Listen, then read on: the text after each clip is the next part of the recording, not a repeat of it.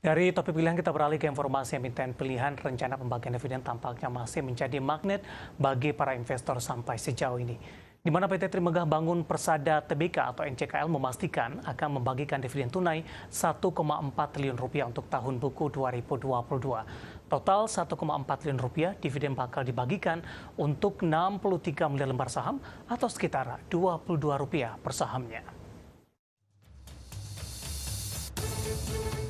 Dikutip dari Keterbukaan Informasi Bursa Efek Indonesia, PT Trimegah Bangun Persada Tbk menyetujui pembagian dividen tunai sebesar 1,4 triliun rupiah dalam gelaran Rapat Umum Pemegang Saham Tahunan atau RUPST.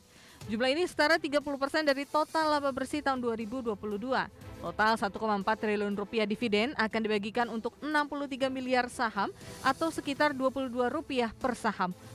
Pembayaran dividen akan dilakukan dalam waktu selambat-lambatnya 30 hari setelah pengumuman hasil RUPST dengan jadwal dan tata cara yang akan segera diumumkan.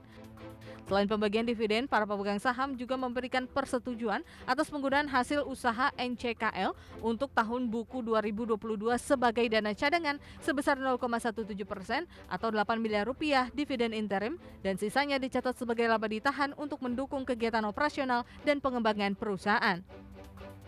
Direktur Utama PT Trimegah Bangun Persada Tbk atau NCKL, Roy A. Arfandi mengungkapkan pihaknya berkomitmen untuk terus mendukung program pemerintah dalam memajukan industri nikel dari hulu ke hilir. Perusahaan akan terus melakukan investasi dan pembangunan fasilitas produksi yang dapat meningkatkan volume dan nilai tambah dari produk yang dihasilkan. Sebagai informasi, di sepanjang 2022, NCKL membukukan laba bersih 4,7 triliun rupiah atau naik 137,1% dari 2 triliun rupiah di tahun sebelumnya. Adapun laba tersebut diperoleh dari kenaikan pendapatan usaha di 2022 mencapai 9,6 triliun rupiah. Posisi ini naik 16,3% dari 8,2 triliun rupiah di tahun 2021. Peningkatan pendapatan perseroan terjadi sebagian besar disumbang dari peningkatan volume di perseroan dan entitas anak. Berbagai sumber IDX Channel. Ya, pemirsa, di sepanjang perdagangan hari ini, investor mengapresiasi saham NCKL di tengah penguatan indeks harga saham gabungan. Tadi pagi penguatnya sempat berada di atas 5%, namun di beberapa menit jelang penutupan di sesi kedua hari ini, penguatan saham NCKL lebih ke arah terbatas. Langsung saja kita ke grafis yang pertama. Pemirsa, kita akan coba lihat bagaimana pergerakan saham NCKL di sepanjang perdagangan hari ini, dan kami akan update bagaimana posisi atau data terakhir dari saham NCKL. Dibuka di sesi pertama pada pagi tadi di level 950, range-nya di 935 hingga 950. Kemudian pada pukul 9.50, saham NCKL mengalami penguatan yang cukup signifikan di 995 dan tampaknya ini merupakan level tertinggi di sepanjang perdagangan hari ini. Namun level ini tidak mampu dipertahankan. NCKL pasca menyentuh ke level ini masih bergerak di zona hijau, pemirsa.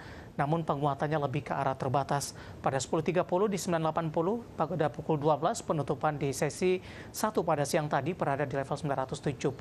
Kemudian pembukaan sesi kedua menguat di 975. Saya akan sampaikan posisinya saat ini masih menguat tapi lebih ke arah terbatas di 2,67% dan NCKL berada di posisi 960. Kita bergeser ke grafis selanjutnya, kita akan coba lihat bagaimana pergerakan saham NCKL di beberapa bulan terakhir, pemirsa. Di perdagangan 12 April, NCKL masih bergerak di atas level 1000-an, tepatnya di 1305. Kemudian di perdagangan Mei, saham NCKL masih mengalami penguatan dan bergerak di 1400-an, tepatnya di 1405. Bahkan NCKL sempat menyentuh level tertingginya di 1445 sebelum perdagangan Mei, pemirsa.